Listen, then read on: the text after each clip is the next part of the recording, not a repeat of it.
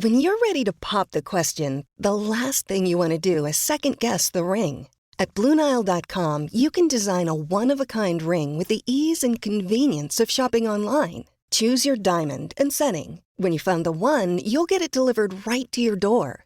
Go to BlueNile.com and use promo code POD to get $50 off your purchase of $500 or more. That's code POD at BlueNile.com for $50 off your purchase. BlueNile.com, code POD. Every team, every topic, everywhere. This is Believe.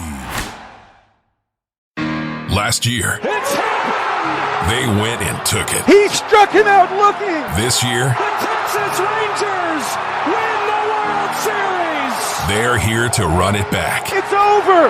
This is Believe in Texas Rangers, hosted by Mitch Ferreldis.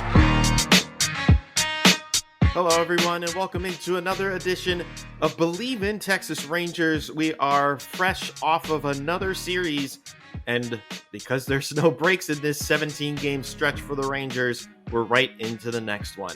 Hey, if you like what you're listening to and you want more, be sure to like, subscribe, and follow this podcast wherever you get your podcasts. Look for the YouTube channel. Look for Believe in Texas Rangers on YouTube. Make sure to like, subscribe, and tell your friends and tell them how they can hear more Texas Rangers coverage. But let's get right into what happened yesterday. So this is being recorded Friday morning, a few hours ahead of the first game for the Rangers against the Atlanta Braves. And we have to talk about the obvious big story from this series, and that is Jack Leiter, one of the Rangers' top prospects who got the start yesterday against Detroit. So real quick, to go backwards a couple of days, it was on Tuesday that the Rangers had officially announced that Jack Leiter would be slated to pitch on Thursday. He obviously was not called up until said time, officially according to the transactions at least.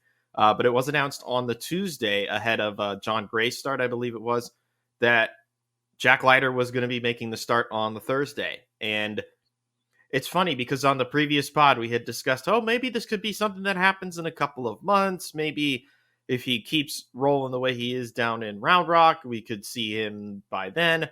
No, as a matter of fact, it was in just a couple of days that we got to see Jack Leiter. And before we get into the nitty gritty, because it was a here and there start, there was a lot of good. There was definitely a lot of stuff that needs improvement. I think we're starting to see why this Rangers, or this current iteration of the Rangers, is going to be around and competitive for a long while. If you think about Jack Leiter, Wyatt Langford, Evan Carter, those three seem to be the foundation of like the next great Rangers team. But at the same time, they're coming up into a group that's going to have Marcus Semien for the next few years, is going to have Corey Seager for the next few years. Jacob deGrom is still under contract for the next few years. And then think about other young guys that are still key contributors like Josh H. Smith. Cole Winn got his first couple of goes at it in the big leagues in the bullpen. This is a Rangers team that already coming off of a World Series win with all the talent they have, they're already set up to be one of the scarier teams of the next decade at this rate. You think with all of the talent that they have right now, that's in the big leagues, that is nearing the age of 30, but is still at least under contract for a while, combined with all of these young, talented prospects that you were able to draft during the lesser years before this, the Rangers are set up perfectly for the rest of the decade, at least, to be able to remain competitive and maybe even surpass the Astros in the division. They've already surpassed them last year, of course, winning the World Series. But maybe you could overtake the Astros and take the mantle of the AL West the way that they're set up right now. So let's talk about Jack, because it was obviously a very hyped up start. It was one that a lot of us were looking forward to when it was going to happen. And it could have gone better, but we'll start with the positives aspect of it. So the first inning was taxing pitch count wise, but he got his first couple of strikeouts and he was able to get himself out of trouble with a runner in scoring position. And I thought that spoke volumes about his demeanor and the way he's able to work out of tough situations. I said that, and then the second inning happened, which was the first of 2 blow-up innings for Leiter, I would say. He allowed 4 runs in that second inning, and that tied the game because the Rangers were up 4-0 going into that bottom half. And then things just kind of got away from Jack for the most part in that second inning. The command was very here and there. The pitch count ballooned in that inning. I think he threw somewhat of 30 pitches. 4 runs on 4 hits, I should say.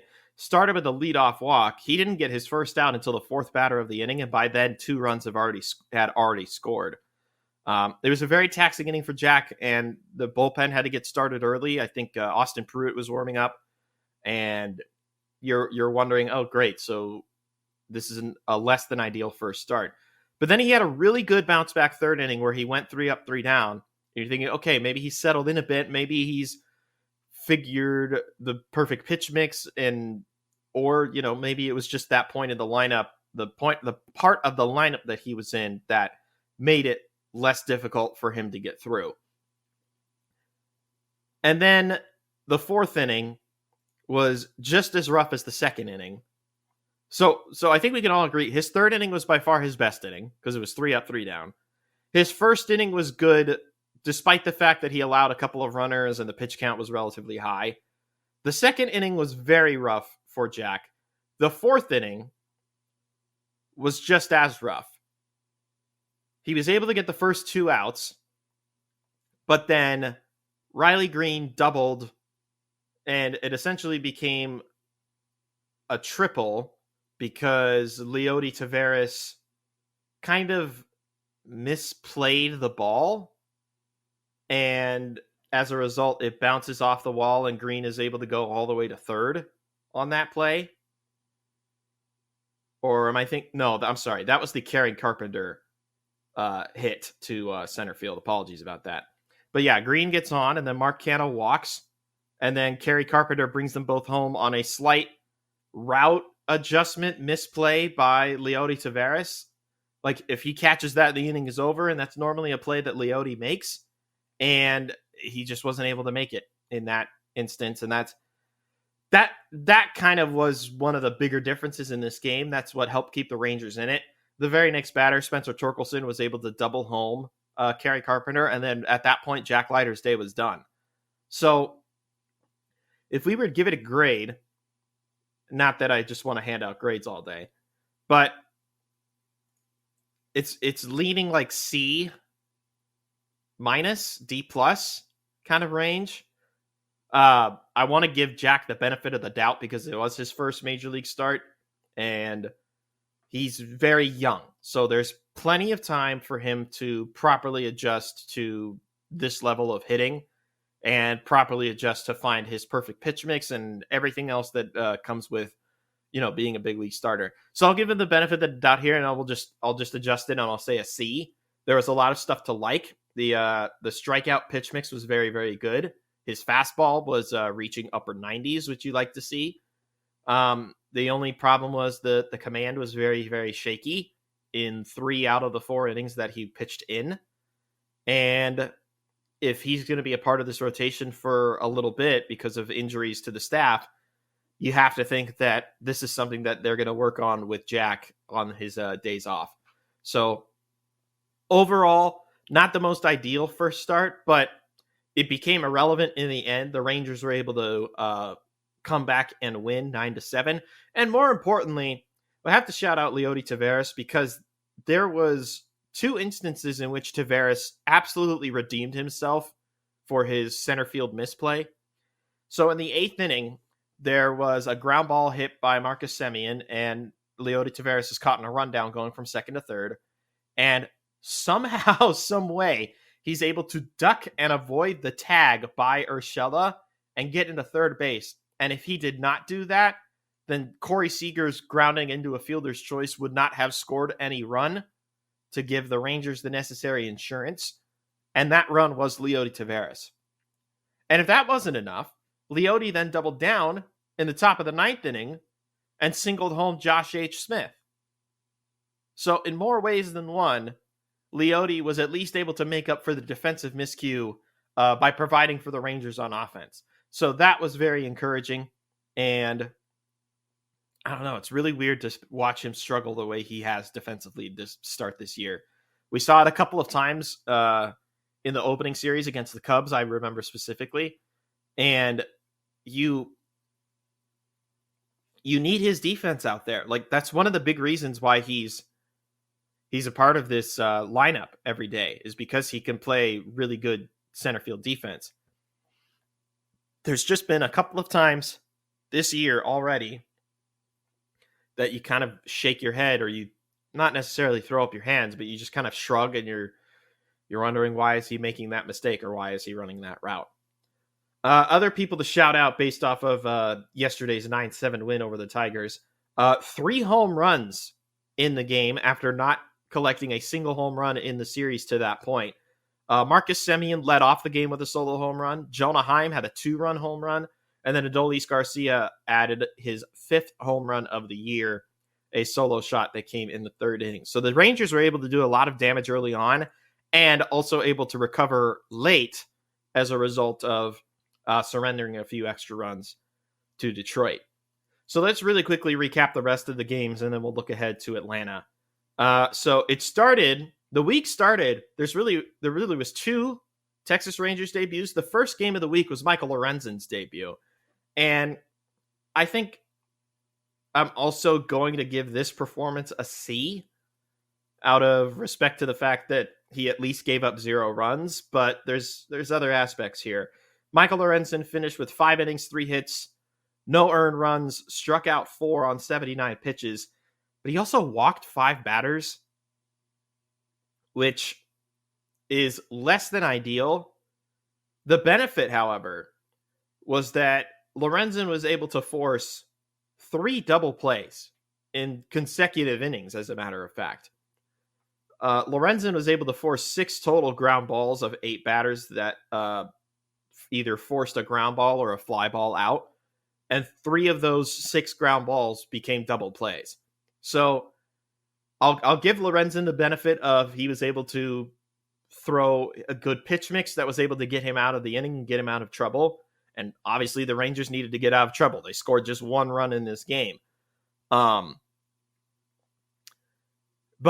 another key reinforcement to this rotation in Lorenzen, and I just hope that the next start goes a little bit better than this first one that he had on Monday. And otherwise, for the most part, I think he's going to fit in just fine for this team. And then there was the loss on Tuesday. Ready to pop the question? The jewelers at BlueNile.com have got sparkle down to a science with beautiful lab-grown diamonds worthy of your most brilliant moments. Their lab-grown diamonds are independently graded and guaranteed identical to natural diamonds, and they're ready to ship to your door. Go to BlueNile.com and use promo code POD to get $50 off your purchase of $500 or more. That's code POD at BlueNile.com for $50 off. BlueNile.com, code POD. 4-2 in favor of Detroit, where once it was Jose Urena was tagged with the loss, but there's not really a ton of criticism I have for Jose in this sense. He only allowed 1 earned run in a game that they lost 4-2. John Gray actually had a really solid outing, another quality start for John, where he threw 6 innings, struck out 7, allowed 3 hits and then 1 earned run. The problem is that the offense just went really, really cold. Despite only leaving 5 on base and hitting 2 for 6 with runners in scoring position, the Rangers only scored 2 runs. It was not a full offensive day from the Rangers. They had a total of 6 hits. It was a day off for Adolis Garcia. They were trying to get some rest days in there because, as we've emphasized a bunch, 17 consecutive games without an off day is the stretch that the Rangers are in right now. So Adolis got the day off. Whether you want to attribute that as the reason why the offense went down, that's up to you. It's not like Adolis did all that much in this series. He hit the 1 home run yesterday. He was 1 for 3, drove in a couple on Tuesday, and then he was blanked on the Monday game. So his offensive production was a lot heavier towards the latter part of the series, maybe because of the off day. That's what helped get Adolis back on track. But this was a game where you needed some offense, and you just didn't get it out of the guys that were asked to do that on the Tuesday game. But in the end, they ended up taking 3 out of 4 from Detroit, which is kind of what you need to do. Detroit, as we mentioned going in, has kind of been a frisky team to start the year. As it stands today, they are 10-9 on the season. They got off to a really good start to the point that they were one of the few undefeated teams left in the league until they lost to the Mets, I believe it was. And there's a lot of aspects about the Rangers that teams should watch out for, maybe not for this year, but in the next couple of years that'll make you start to worry about them a little bit. So in the end, the Rangers get the W's that they need. The offense was kind of lifeless in the first 2, and then in the last 2 games, they really started to pick things up. So maybe that's a precursor of things to come when they head to Atlanta. We'll just have to wait and see. All right, let's do a quick injury update. And I want to shout out Bobby Belt, who works for 105.3 The Fan, who's, of course, the affiliate of the Texas Rangers. Bruce Bochy was on with Shan and RJ on April 17th, a couple days ago. Said that he was impressed with Max Scherzer's recovery from offseason surgery and believes that he'll begin his rehab start soon. And there's a quote, "He'll start pitching in games here within 2 weeks," close quote. And that's very, very encouraging, especially given, and we've emphasized it a bunch, the injuries that have plagued this rotation and this bullpen too. Brock Burke was transferred to the 60-day injured list a couple of days ago as well. This team needs its pitchers. It needs its pitchers, especially when you have bright spots like Cody Bradford go down with an injury, and they're just doing it precautionary, I understand, but he's still on the injured list. You still need somebody to replace him in the time being. So it's very encouraging to see that Max Scherzer is at least getting the ball rolling once again, or soon to get the ball rolling once again, I should say. Also soon to get the ball rolling, Nathaniel Lowe, whose rehab continues. I think I saw from Jamie Newberg, who's independent now, that the Round Rock official note said that Lowe is done with his rehab assignment. Does that mean that there's any reason to pull him up from AAA right now? I don't know. Perhaps there's spot for him, or a spot for him, I should say, either in this Atlanta series or on the off day they decide to make a move that regroups Lowe back into the fold. But he's progressing very well, and he should be back with the big league club in a matter of no time. One other thing I meant to hit on when it came to the games. So it's very clear now that the back end of the bullpen strategy has changed. So here's example 1.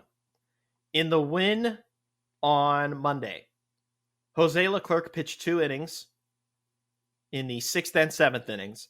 David Robertson the 8th, Kirby Yates the 9th. He got the save.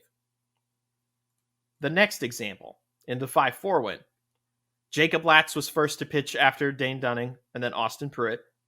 And then David Robertson, he was charged with a blown save.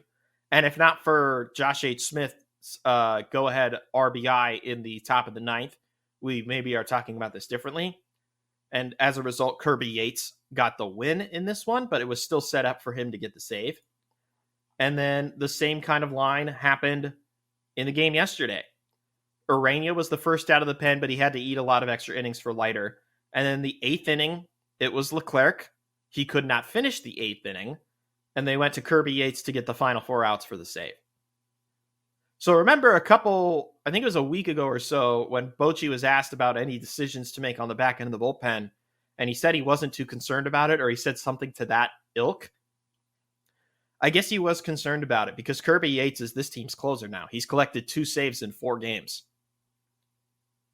And he also got the win in a situation where he easily could have gotten the save were the circumstances different. But Kirby, who's recovering from this injury that has plagued his last couple of seasons after a really strong San Diego Padres campaign not that long ago, he looks awesome. And I get it. It's only against the Tigers, who we've given credit to and then we've kind of diminished at the same time. I'm very curious to see if he has a save situation against Atlanta, a former employer of his, if he produces in the same way or if he provides in the same way. Is he going to be the Kirby Yates that we saw against the Tigers, or is he going to be a different Kirby Yates? Because the way it's set up now, he's their closer. And I kind of agree with the decision, because doubling over on the aspect of moving Jose Leclerc out of the closer role is the way that he's pitched in his non-save or his non-closer role. The 2 innings that he had against Detroit after Michael Lorenzen, he allowed just 1 hit and struck out 2 on 36 pitches. That's pretty efficient. And then in the game where he pitched just before Yates, he got the win. He pitched 1 inning and he struck out 2 through 25 pitches, but he wasn't able to finish the bottom of the 8th inning. Now, whether that was just pitch count and they just wanted to get to a different matchup or the situation called for it, Leclerc was still struggling with location yesterday, and he was still struggling with allowing guys on base.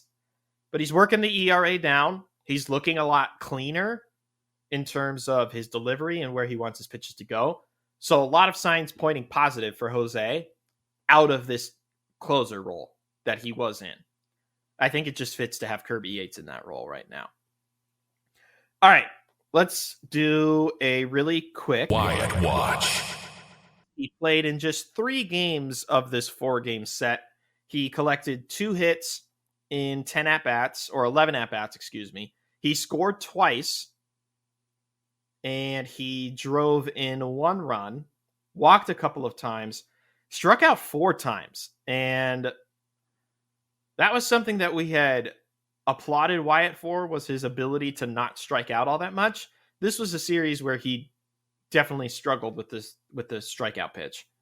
But for the most part, he got another extra base hit. That just his second double of the season and his, I think, 3rd extra base hit in total. So, hopefully Wyatt picks it up again soon. He hasn't really had a full strong, like a fully strong where he just completely took over at the plate series yet. The Astros series was close, the one in Houston, but we've just yet to see it so far. We shouldn't rush anything either. He's still hitting .254 on the year. He's driven in 9 of the team's runs. The OPS is .643, which is a little worrisome because we're not seeing that power stroke just yet. We're seeing him good ball-to-bat contact, but we're still waiting for that home run ball. That's the biggest thing that we're waiting on at this point. Really quickly, before we transition to the Atlanta series, I got to shout out Josh H. Smith. The H stands for him, by the way. Josh has been awesome filling in for the injured Josh Young, particularly in the Detroit series. As I mentioned, he had the big hit in the Wednesday game that gave the Rangers the win.